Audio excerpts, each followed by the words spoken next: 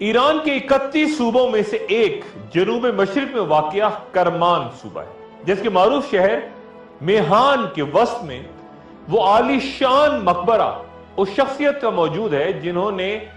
1431 عیسوی میں 105 سال کی عمر میں انتقال فرمایا، اور جن کے ذکر اور تذکرے کے بغیر آخر الزماں پر گفتگو نہیں ہو سکتی، اور وہ شخصیت ہے جناب نور الدین کی، تاریخ جنہیں حضرت نعمت اللہ ولی کے نام سے یاد کرتی ہے۔ ان کا سلسلہ نسب حضرت موسیٰ کاظم سے ملتا ہے، اور وہ شام کے شہر حلب میں پیدا ہوئے۔ انہوں نے قرآن سید جلال الدین خوارزمی سے پڑھا، جبکہ علم کلام شیخ شمس الدین مکی سے مکہ المکرمہ میں حاصل کیا، اور اس دوران آپ 7 سال مکہ میں مقیم رہے، اور پھر ایران، افغانستان، مصر، شام، سمرقند، تبریز، ملتان اور کشمیر کا سفر بھی کیا۔ وہ موسم سرما غاروں میں گزارتے، اور لوگوں نے اس دوران ہزاروں کی تعداد میں ان کی بزرگی اور کرامات کا اعتراف کیا، اور پھر وہ ایران میں یزد کے علاقے میں گئے جہاں انہوں نے خانقاہ تعمیر کی۔ وہاں لوگ دور دور سے آتے، اور وہیں جب ان کا انتقال ہوا تو سلطان شہاب الدین بہمی نے ان کا مقبرہ تعمیر کیا۔ شاہ نعمت اللہ ولی غالباً اللہ کے ان برگزیدہ بندوں میں سے تھے جن کے بارے میں رسول اللہ صلی اللہ علیہ وآلہ وسلم کا ارشاد کہ میری امت کے بعض علماء بنی اسرائیل کے پیغمبروں کی طرح ہوں گے۔ صوفیہ کے نزدیک یہ گروہ اولیاء مراد کہلاتا ہے کہ اللہ تعالیٰ جب چاہے اپنی خصوصی عنایت سے ولی، ابدال، قطب اور غوث جیسے اعلی و عرفہ مراتب پر انہیں فائز کر دیتا ہے۔ حضرت نعمت اللہ ولی آج سے تقریباً 855 سال پہلے گزرے ہیں، اور ان کے ہزاروں فارسی اشعار پر مشتمل دیوان کے علاوہ ایک قصیدہ بہت مشہور ہے جس میں انہوں نے آنے والے دور کی پیشگوئیاں فارسی اشعار کی صورت کی ہیں، جو کہ حیران کن حد تک حرف بحرف کچھ اس طرح درست نظر آتی ہیں کہ انہوں نے 100 سے 700 سال بعد آنے والے بر صغیر کے بادشاہوں کے نام تک ترتیب کے ساتھ بیان کر دیے، جب وہ پیدا بھی نہیں ہوئے تھے وہ بادشاہ۔ مثلا مغل بادشاہ تیمور کا تذکرہ ان کے اشعار میں بادشاہ کی پیدائش سے 200 سال پہلے کا ہے۔ اسی طرح لودھی خاندان کے حکمرانوں سکندر لودھی اور ابراہیم لودھی کا ذکر ان کے ہاں ملتا ہے، اور پھر مغلیہ خاندان کے بابر، ہمایوں، شیر شاہ سوری جو درمیان میں آئے، اکبر، جہانگیر، شاہ جہاں، سب کے قصے ناموں کے ساتھ بیان کرتے نعمت اللہ شاہ ولی پھر انگریزوں کی آمد کا احوال بھی بیان کرتے ہیں۔ صرف ہندوستان کے ہی نہیں بلکہ وہ حجابات کے تمام پردے اٹھاتے ہیں جو آخر الزماں تک پیش آنے والے کم و بیش تمام واقعات اور حوادث کو اپنے قصیدوں میں پھر وہ بیان کرتے نظر آتے ہیں۔ کئی قصیدوں میں وہ پیدا شد کی ردلیف استعمال کرتے ہیں، یعنی پیدا ہوگا یہ کہہ کے بات کرتے ہیں، اور بعض مقام پہ ردلیف میں بینم یعنی میں دیکھ رہا ہوں کی صورت استعمال ہوتی ہے۔ جو پیشگوئیاں حیران کن حد تک درست ثابت ہوئیں ان میں سے کچھ ذرا ملاحظہ فرمائیے۔ ظہیر الدین بابر کے اقتدار میں آنے سے 350 سال پہلے یعنی 1174 عیسوی میں نعمت اللہ ولی فرماتے ہیں کہ اس کے بعد ملک کابل کا بادشاہ بابر دہلی میں ہندوستان کا وارث ہوگا۔ ایک اور شعر یوں ہے کہ ہمایوں بادشاہ کو حادثہ پیش آئے گا، اور پھر شیر شاہ یعنی شیر شاہ سوری ایک شخص دنیا میں ظاہر ہوگا۔ تاریخ ہند اس پیشگوئی کو مکمل طور پہ درست ثابت کرتی ہے کہ شیر شاہ سوری سے شکست کھا کے ہمایوں نے نظام سکہ کے ذریعے دریائے گنگا پار کر کے اپنی جان بچائی،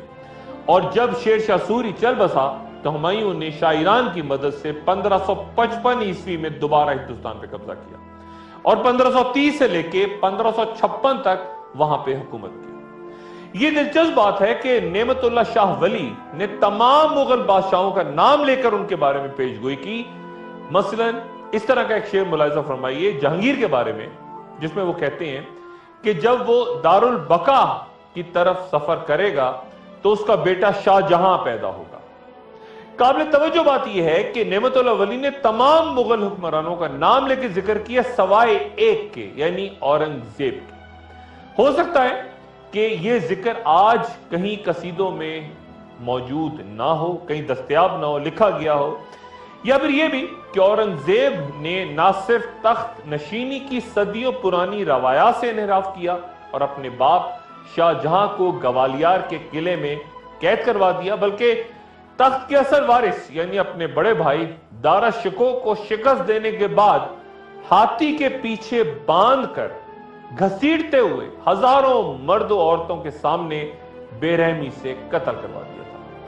اورنگزیب کے بعد خاندان مغلیہ کا زوال ہے اور اس کا بھی ذکر کرتے ہیں حضرت، اور پھر دہلی کے اجڑنے سے 600 سال پہلے نعمت اللہ شاہ ولی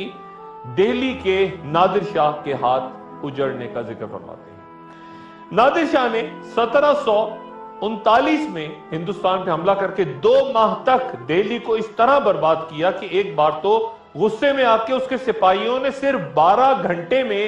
1.5 لاکھ انسانوں کو دہلی میں قتل کر دیا۔ نعمت اللہ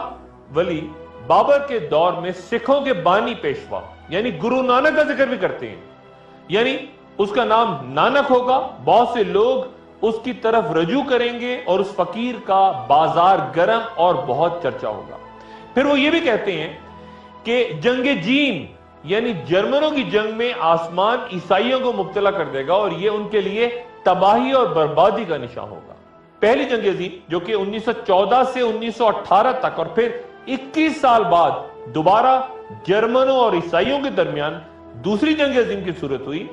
ایک حیران کن نتیجہ نعمت اللہ شاہ ولی ان جنگوں کا یوں بیان کرتے ہیں، یعنی اگرچہ اہل برطانیہ جرمنوں پر فتح پا لیں گے لیکن پھر بے حد کمزور ہو جائیں گے، اور پھر وہ فرماتے ہیں کہ اگرچہ انگریز ہندوستان کو خود ہی چھوڑ جائیں گے مگر وہ لوگوں میں ایک جان لیوا جھگڑا چھوڑ کے جائیں گے۔ غور کیجئے، یہاں نعمت اللہ شاہ ولی مسئلہ کشمیر کا ذکر فرما رہے ہیں، اور پھر وہ کئی سال بعد سقوط ڈھاکہ کے پیش گوئی بھی کرتے ہیں، یعنی مسلمانوں پر اپنے ملک کی زمین تنگ ہو جائے گی اور تباہی و بربادی ان کی تقدیر میں ظاہر ہوگی۔ پھر نعمت اللہ شاہ ولی 1965 کی جنگ کا تذکرہ این دنوں کتنے ڈیز میں یہ لڑی گئی اس کی مدت کے ساتھ بیان کرتے ہیں اور فرماتے ہیں کہ 17 روز کی جنگ کے بعد اللہ کے فضل و کرم سے اسلام کی غازی خون ریزی کر کے کامیاب ہوں گے۔ ماضی میں حیران کن حد تک درست ہوتی پیشگوئیوں کے بعد ذرا زمانہ حال کی پیشگوئی پہ نظر ڈالیں اور پھر میں آپ کو یہ بتاؤں گا کہ نعمت اللہ شاہ ولی مستقبل کے بارے میں کیا کہتے ہیں۔ عصر حاضر کے بارے میں بے شمار ان کی روایات، لیکن ایک شعر ذرا ملاحظہ فرمائیے، یعنی اس وقت کسی کو اہل حق نہ دیکھے گا، لوگ چور اور ڈاکوؤں کے سر پہ دستار رکھیں گے۔ آخر الزماں کے بارے میں 855 سال پہلے نعمت اللہ ولی کی پیشگوئیاں انتہائی اہم تصور ہوتی ہیں کہ ماضی و حال میں ان کی تمام جتنی باتیں انہوں نے کہیں وہ ہو بہو پوری ہوئی۔ مستقبل کے کسی دور کے بارے میں وہ فرماتے ہیں کہ اس واقعے کے بعد، کس واقعے کے بعد یہ واضح نہیں، کہ وہ کہتے ہیں کہ اس واقعے کے بعد ہندوستان میں ایک شورش ظاہر ہوگی اور اس سرزمین پہ فتنہ و فساد بپا ہوگا۔ کس واقعے نے یہ ہنگامہ شروع کیا اس کے بارے میں جیسے میں نے پہلے بیان کیا کوئی نہیں جانتا۔ پھر وہ کہتے ہیں کہ یعنی اس خلفشار کے وقت بت پرست قوم کلمہ گو مسلمانوں پر اپنے ہندوانہ قہر و غضب کے ساتھ ظاہر ہوگی۔ اس جنگ کے دوران یہاں لڑتے مسلمانوں کے بارے میں 3-4 اشعار انتہائی توجہ طلب ہیں، یعنی ان کی مدد کے لیے شمال مشرق کی طرف سے فتح حاصل کروانے کے لیے غائبانہ مدد آئے گی۔ پھر وہ کہتے ہیں یعنی ترکی، عرب، ایران اور مشرق وسطی سے امداد کے لیے ان کے پاس لوگ دیوانہ وار آئیں گے، اور پھر اس جنگ میں اتحاد کیسے ہوگا اس بارے میں ان کا یہ شعر ملاحظہ کریں، یعنی ترکی، چین اور ایران والے یہ بھی سب یکجا ہو جائیں گے اور یہ سب بھی ہندوستان کو غازیانہ طور پہ فتح کروائیں گے۔ یہ جنگ کس قدر خونریز ہوگی اس بارے میں نعمت اللہ شاہ ولی فرماتے ہیں کہ دریا اٹک काफिरों के खून से 3 मरतबा भर के जारी होगा। इस शेर की समझ बूझ उस वक्त तक नामुमकिन है जब तक उस पेशगोई पे नजर ना डाल लें जिसके बारे में वो फरमाते हैं, यानी पंजाब, शहर लाहौर, मुल्क कश्मीर, नुसरत शुदा आजाद कश्मीर यानी दरिया गंगा और दरिया जमुना का इलाका और बंजोर शहर मुसलमान फतह कर लेंगे। बहुत से साहिब इल्म इन पेशगोइयों को उन अहादीस के साथ उनके तनाजुर में देखते हैं जहां पे जिक्र हुआ है गज़वाए हिंद का। तीसरी मुतवक्को जंग-ए-अज़ीम के बारे में नेमत शाह वली फरमाते हैं, यानी हिंद की तरह मगरिब की तकदीर भी खराब होगी और तीसरी जंग शुरू हो जाएगी। फिर उनका कहना है, यानी इस बड़ी जंग में शिकस्त खुर्दा जर्मनी या जापान रूस के साथ बराबरी करेगा या मिल जाएगा और इस जंग में जहन्नुमी किस्म के इंतहाई मोहलक आतिशी हथियार इस्तेमाल होंगे। नेमतुल्लाह शाह वली के मुताबिक यानी अचानक हज के दिनों में इमाम मेहदी जाहिर होंगे और ये तमाम दुनिया में बात मशहूर हो जाएगी।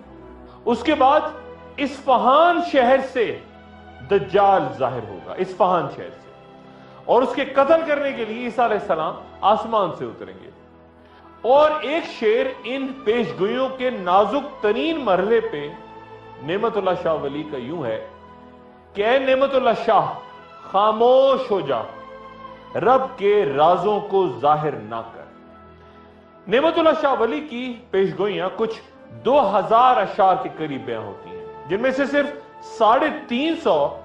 अब आज के वक्त दस्तयाब है और 1000 साल पर मुहीत इतनी तवील और मुस्तनद पेशगोई करने का ये गैर मामूली मर्तबा किसी और रूहानी शख्सियत को अल्लाह ने गालिबन अता नहीं किया। यानी नेमतुल्लाह एक कोने में बैठा हुआ है और मैं सब कुछ देख रहा हूं।